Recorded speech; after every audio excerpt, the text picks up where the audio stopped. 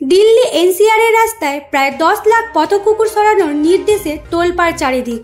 11ই August supreme কোর্টের 2 বিচারপতির bench জানিয়ে দিল, জনসাধারণের নিরাপত্তা আগে, কোনো আপোষ নয়।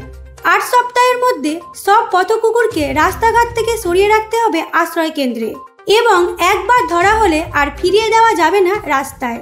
দিল্লির মুখ্যমন্ত্রী রেখা গুপ্তা জানালেন, আদালতের নির্দেশ কার্যকর হবে দ্রুত। ইতিমধ্যে এমসিডি 100টি পথকুকুর ধরেছে। 20টি এবিসি সেন্টারকে বানানো হয়েছে অস্থায়ী আশ্রয় কেন্দ্র, আর বাইরের দিল্লিতে 85 একর জমি চিহ্নিত হয়েছে স্থায়ী শেল্টারের জন্য। কিন্তু বাস্তবের ছবি ভয়াবহ। দিল্লিতে নেই কোনো পূর্ণাঙ্গ সরকারি আশ্রয় কেন্দ্র। মাত্র 20টি স্টেরিলাইজেশন সেন্টারের ধারণ ক্ষমতা 2500 কুকুর। বহু কেন্দ্র নোংরা, বন্ধ বা কর্মী শূন্য। বিশেষজ্ঞরা বলছেন, এই অবস্থায় 70% নির্বীজকরণের লক্ষ্য প্রায় অসম্ভব। এদিকে রোহিণীতে কুকুর প্রেমী ও প্রাণী অধিকার কর্মীরা মোমবাতি মিছিল করে প্রতিবাদ জানিয়েছেন। তাদের দাবি, 2023 সালের এবিসি নিয়ম মেনে নির্বীজ ও টিকাকরণের পর কুকুরকে ফেরাতে হবে তাদের নিজের এলাকায়। পথকুকুর অপসারণের এই নির্দেশ বহু প্রাণীর জীবনে বিপদ ডেকে আনছে বলে উদ্বেগ বাড়ছে।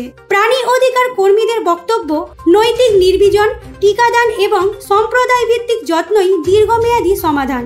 14ই আগস্ট এই মামলার শুনানি করবে 3 বিচারপতির বেঞ্চ।